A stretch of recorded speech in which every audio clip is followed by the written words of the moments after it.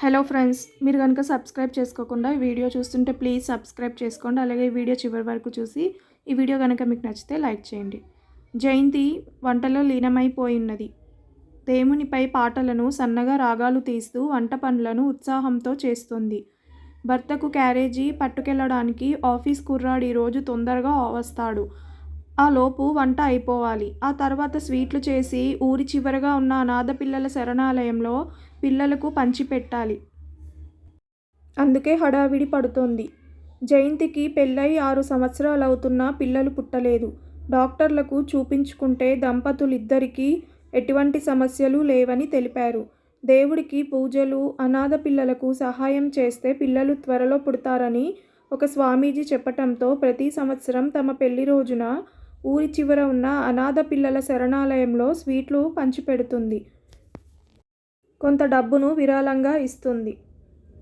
ఇంతలో calling bell మోగింది. వస్తున్నా గట్టిగా చెబుతూ వెళ్ళి తలుపు తీసింది. వచ్చిన వాళ్ళను చూసి ఆశ్చర్యపోయింది. వచ్చింది 2 పోలీసులు. రాఘవ ఇల్లు ఇదేనా అడిగాడు ఇన్స్పెక్టర్. అవును చెప్పింది జయంతి. ఆయన ఇంట్లో ఉన్నారా? లేరు, ఆఫీస్కు వెళ్ళారు. ఆయన మీకేమవుతారు? మా ఆయన అని చెప్పింది. పోలీసులు చూపిన పర్సును చూసి ఆయనది కాదు, నాది అన్నది జయంతి. ఈ పర్సులో ఆయన విజిటింగ్ కార్డు ఉంది. అందులోని ఈ అడ్రస్ చూసి ఇక్కడకు వచ్చాం. దీని గురించి కొంచెం ఎంక్వైరీ చేయాలి, లోపలికి రావచ్చా అని అడిగాడు ఇన్స్పెక్టర్. రండి అంటూ వారిద్దరిని లోపలికి రమ్మని అక్కడున్న సోఫా చూపించి ఇక్కడ కూర్చోండి, నేను స్టవ్ కట్టేసి వస్తానని చెప్పి జయంతి వంటింట్లోకి పరుగులాంటి నడకతో వెళ్ళి స్టవ్ ఆఫ్ చేసి తిరిగి అదే స్పీడ్తో హాల్లోకి వచ్చి నిలబడింది. మీరు కూడా కూర్చోండి జయంతిని చూసి ఇన్స్పెక్టర్ చెప్పడంతో జయంతి వారెదురుకుండా ఉన్న సింగిల్ సోఫాలో కూర్చుంది. ఇప్పుడు చెప్పండి, ఈ పర్స్ ఎలా పోయింది? ఎవరన్నా దొంగతనం చేశారా? ఈ పర్స్ పోయినట్టు పోలీస్ కంప్లైంట్ ఇచ్చారా? ఎందుకంటే ఇందులో 4 రకాల క్రెడిట్ కార్డులు, 2 డెబిట్ కార్డులు, ఏవో 4 రకాల తాళాలు ఉన్నాయి. ఈ పర్సులో ఇవి కాక ఇంకేమైనా ఉన్నాయా? గుక్క తిప్పుకోకుండా అడిగాడు ఇన్స్పెక్టర్. దాన్నెవరూ దొంగతనం చేయలేదు. అది మార్కెట్లోని మురికి కాలువలో పడిపోయింది. ఇది మీకెలా దొరికింది? కుతూహలంతో ఇన్స్పెక్టర్ని అడిగింది జయంతి. మీరు అబద్ధం చెప్తున్నారు. మురికి కాలువలో పడిపోయుంటే ఈ పర్సు ఆ కుర్రాడి దగ్గర ఎలా దొరుకుతుంది? ఆ కుర్రాడు మీకు తెలిసినవాడా? మీ ఇంట్లో పనివాడా? అతన్ని కాపాడటాని కోసం అలా చెబుతున్నారా? నాకు ఏ కుర్రాడు తెలియదు. మా ఇంట్లో పని కుర్రోడే లేడు. నా పర్సు కాలువలోనే పడిపోయింది.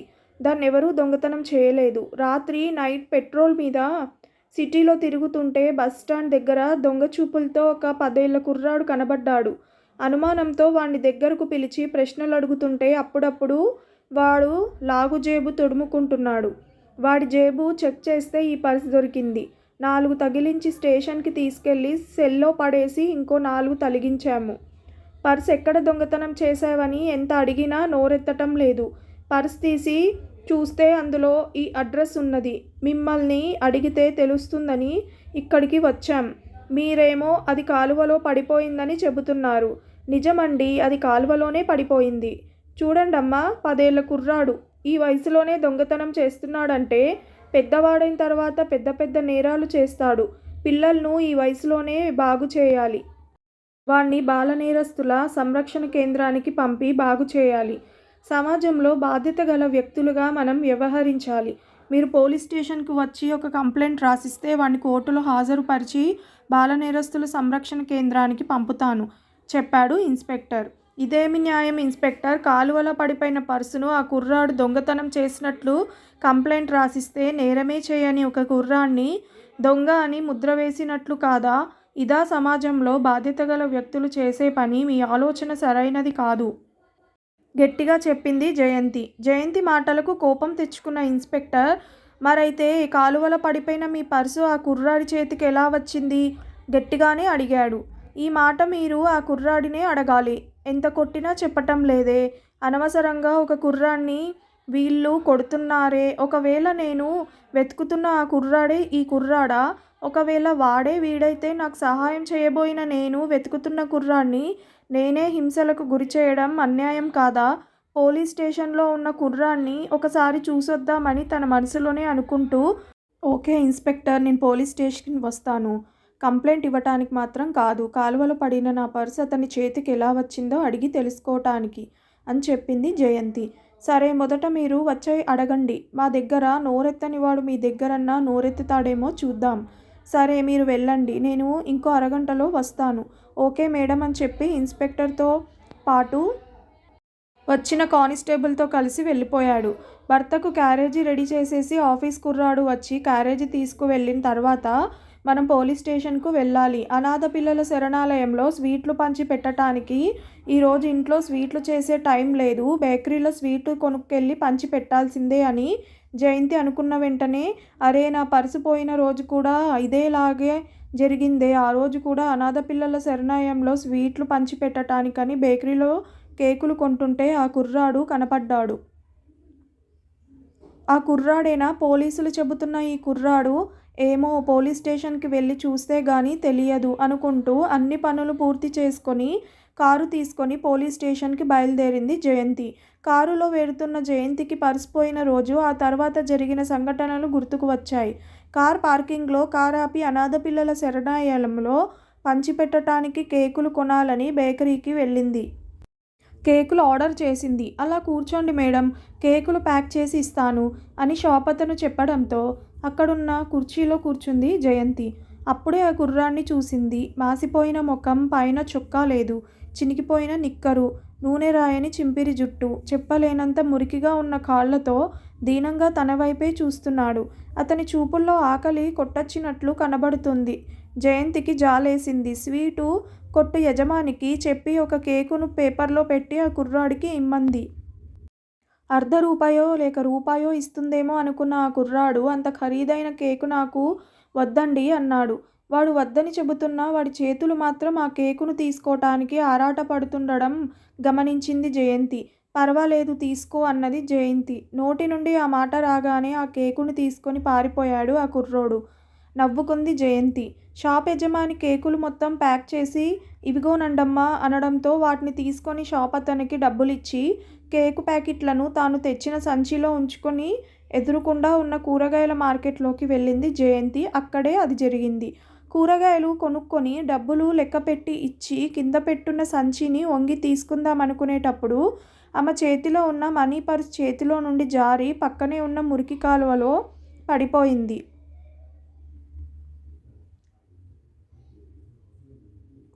₹6,000 డబ్బు, ఒక బంగారు గొలుసు, 4 క్రెడిట్ కార్డులు, 2 డెబిట్ కార్డులు, ఇంటి తాళం చెవి, బీరువా తాళం చెవులు, తన భర్త కలిసి తీసుకున్న ఫోటో ఉన్న ఆ పర్సును పోగొట్టుకుని ఏం చేయాలో తెలియక చేతులు నులుముకుంటూ భారమైన మనసుతో నిలబడి ఉన్నప్పుడు, ఇదిగో ఒక్క నిమిషం అంటూ అర్జెంటు సహాయం అందించాడు ఆ కుర్రాడు.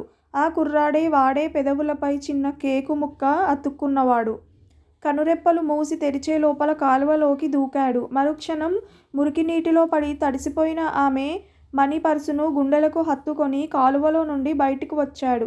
వాడికి ఎలా కృతజ్ఞత చెప్పబోతాను? మురికి నీటిలో తడిసిపోయిన తన మనీ పర్సును ఎలా తీసుకోవటం అని జయంతి ఆలోచిస్తుండగా, జయంతి ముందుకు వస్తున్న ఆ కుర్రాడు సడన్గా వెనక్కి తిరిగి మనీ పర్సుతో సహా పరుగు తీశాడు. అలా ఎందుకు చేశాడు? మనీ పర్సును తిరిగి ఇస్తున్నాడేమో అనుకుంది జయంతి.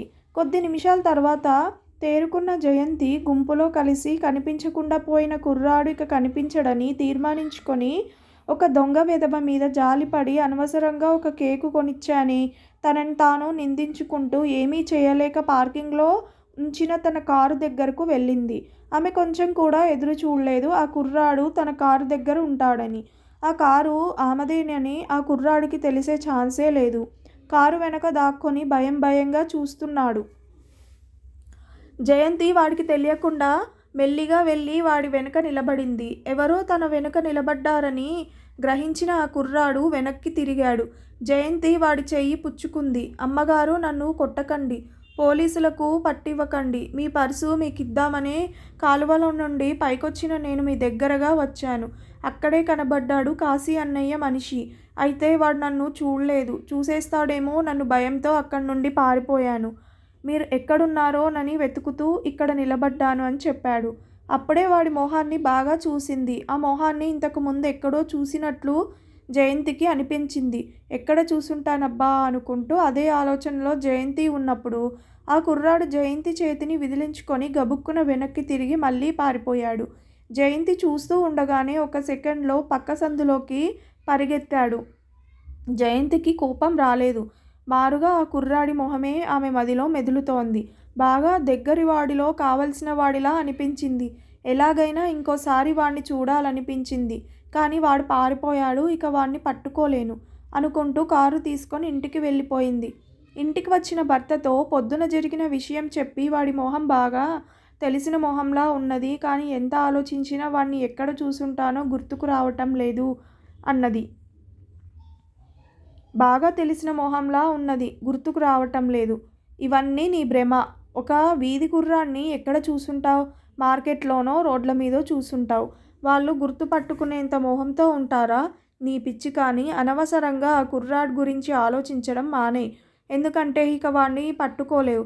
వాడొక వీధి కుర్రాడు. ఈరోజు ఇక్కడ ఉంటాడు, రేపు ఇంకో చోట ఉంటాడు. వాడొక అనాథ అంటూ ఇంకా ఏదో చెప్పబోతున్న భర్త మాటలను మధ్యలోనే అడ్డుకొని, అనాథ ఎందుకవుతాడు? ఈ ప్రపంచంలో అనాథ అనే వాళ్ళే ఉండరు. పుట్టిన ప్రతి మనిషికి తల్లి తండ్రి ఉంటారు. ఆ తల్లిదండ్రులకు తోబుట్టువులు ఉంటారు. అలాంటప్పుడు ఈ వీధి కుర్రాళ్ళు అనాథలు ఎందుకు అవుతారు? అనాథలు చేయబడ్డారు. ఇలాంటి పిల్లలకు సంఘం చేయాల్సింది, ఇవ్వాల్సింది చాలా ఉంది. ఆ సంఘంలో మనము ఒకరిమే, ఆవేశంగా చెప్పింది జయంతి. పిల్లలు పుట్టలేదన్న బాధలో ఉన్న భార్యతో వివాదం చేయడం ఎందుకు అని వదిలేశాడు. పోలీస్ కంప్లైంట్ మాత్రం ఇవ్వకండి. డబ్బులు గొలుసు పోతే పోయినాయి. క్రెడిట్ కార్డులను, డెబిట్ కార్డులను బ్యాంకు వాళ్లకు చెప్పి బ్లాక్ చేయండి చెప్పింది భర్తతో. అలాగే అన్నాడు జయంతి భర్త. ఆ రోజు నుండి బయటకు వెళ్ళినప్పుడల్లా ఆ కుర్రాడు ఎక్కడన్నా కనబడతాడేమోనని జయంతి వెతుకుతూనే ఉన్నది.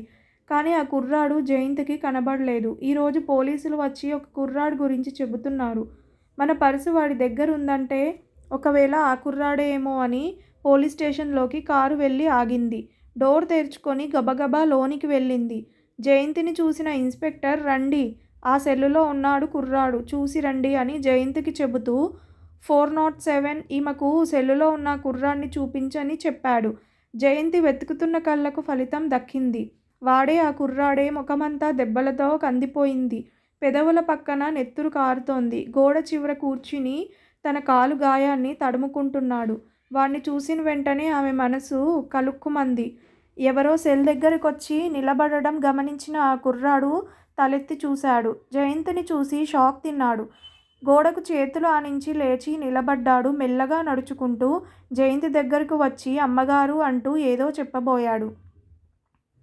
పెదవుల మీద వేలు పెట్టి మాట్లాడకు అన్నది.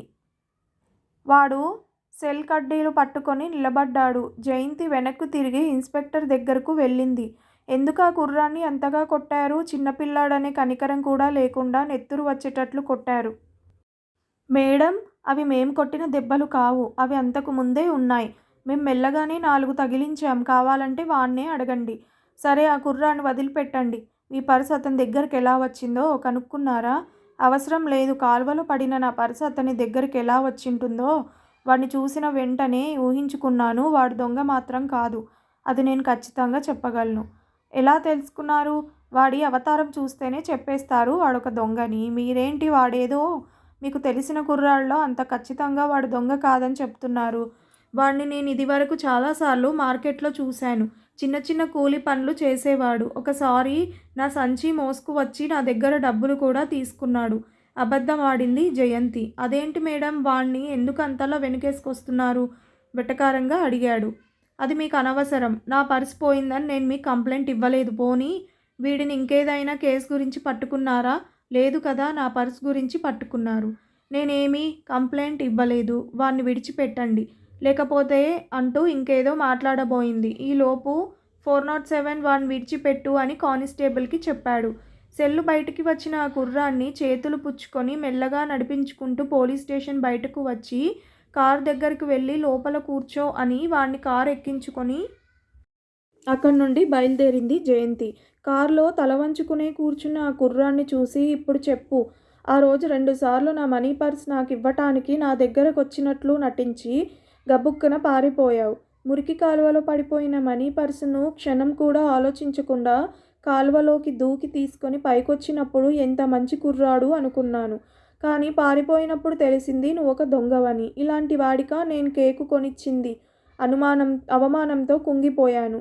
రెండోసారి నువ్వు కనిపించినప్పుడు నువ్వు అలాంటి వాడివి కాదని సంతోషించాను. కానీ నాకు పర్స్ ఇవ్వకుండా మళ్ళీ పారిపోయావు. ఎందుకలా చేశావు? నిజమేనమ్మగారు, నేను దొంగని. పుట్టుకతో కాదు, దొంగను చేయబడ్డాను. నాకు అమ్మా నాన్నలు లేరు. కాశీ అన్నయ్యే తెలుసు. అతని దగ్గర నాలాగా చాలామంది దొంగతనాలు చేసిన వాటిని తీసుకువచ్చి కాశీ అన్నయ్యకు ఇచ్చేయాలి. అలా ఇవ్వకపోతే మమ్మల్ని చితకబాదుతాడు. కాశీ అన్నయ్యే మాకందరికీ తిండి పెడతాడు. అతను పెట్టే తిండి మాకు చాలదు. అందుకని అక్కడక్కడ అడుక్కుంటూ ఉంటాం. ఆ రోజు బాగా ఆకలేసిందని ఆ బేకరీ దగ్గరకు వచ్చాను. డబ్బులిస్తారనుకున్నాను కానీ మీ దగ్గర నుంచి నాకు తిండి దొరికింది. కాలువలో పడ్డ పర్సును నేను తీసుకొని పారిపోదామనుకోలేదు. మీకు తిరిగి ఇవ్వటానికే ప్రయత్నించాను. కానీ అక్కడక్కడ నిలబడ్డ కాశీ అన్నయ్య మనుషులు నన్ను చూస్తుండడం గమనించాను. అందుకని తిరిగి ఇవ్వలేదు. తిరిగి ఇవ్వాలని ప్రయత్నించాను, కుదరలేదు. 2-3 రోజులు మీరెక్కడన్నా కనబడతారేమోనని చూశాను, కనబడలేదు. ఆ తర్వాతే మీ పర్స్ తెరిచి చూశాను. అందులో డబ్బు, బంగారు గొలుసు ఉన్నది. బంగారు గొలుసు తీసి మా బామ్మ మెడలో వేశాను. బామ్మ అంటే నా సొంత బామ్మ కాదు. నాలాగే అనాథ. నేనంటే చాలా ఇష్టం. తాను అడుక్కొచ్చిన దాంట్లో నా కోసం కొంత అట్టే పెడుతుంది. నేను మాత్రం ఇంతవరకు ఆమెకేమీ చేయలేదు. ఆ రోజు మాత్రం మీ పర్సులోని బంగారు గొలుసును ఆమె మెడలో వేశాను. డబ్బులతో బిర్యానీ కొనుక్కొచ్చి ఇచ్చాను. ఆయాసానికి మంచి మందులు కొనిచ్చాను. 10 రోజులు అలాగే తిన్నాం. మా ఇద్దరి జీవితంలోనూ ఆ 10 రోజులే మేము కడుపు నిండుగా తిన్న రోజు. మరునాడు మా బామ్మ చనిపోయింది. కాశీ అన్నయ్య కూడా వచ్చాడు. బామ్మ మెడలో వేసిన బంగారు గొలుసు చూశాడు. వెంటనే అర్థం చేసుకొని ఎందుకు నా దగ్గర పర్స్ ఇవ్వలేదు అని నన్ను పిలిచి కొట్టుడు కొట్టాడు. చెబుతున్న ఆ కుర్రాడికి దుఃఖం ఆగలేదు. నువ్వెందుకు అప్పుడే పర్స్ ఇవ్వలేదు తనకు అని అడిగింది జయంతి. దొంగలిస్తేనే కదా ఇవ్వాలి. మీ పర్స్ నేను దొంగలించలేదే. అది కాలువలో జారి పడిపోయింది. నేనే కదా కాలువలోకి దూకి తీసింది. కాబట్టి అది నాకే. అదే కదా న్యాయం. ఆ మాటే కాశీ అన్నయ్యతో చెప్పాను. న్యాయం మాట్లాడతావారా న్యాయం అంటూ నన్ను పిచ్చిగా కొట్టాడు. నొప్పి భరించలేకపోయాను. ఇక కాశీ అన్నయ్యను చూడకూడదని నిర్ణయించుకొని అక్కడక్కడ తిరుగుతూ నిన్న బస్టాండ్లో ఉన్నాను. అయితే ఈ దెబ్బలు పోలీస్ కొట్టినవి కావన్నమాట. కావు, పోలీసులు లాఠీతో కాళ్ళ మీద కొట్టారు అంతే.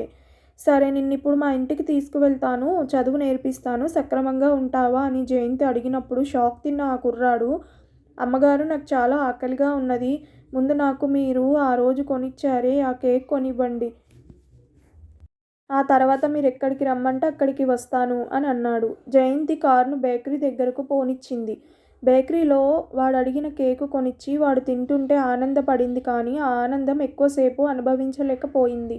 కేకు తింటున్న ఆ కుర్రాడు మిగిలిన కేకు ముక్కను తీసుకొని పారిపోయాడు.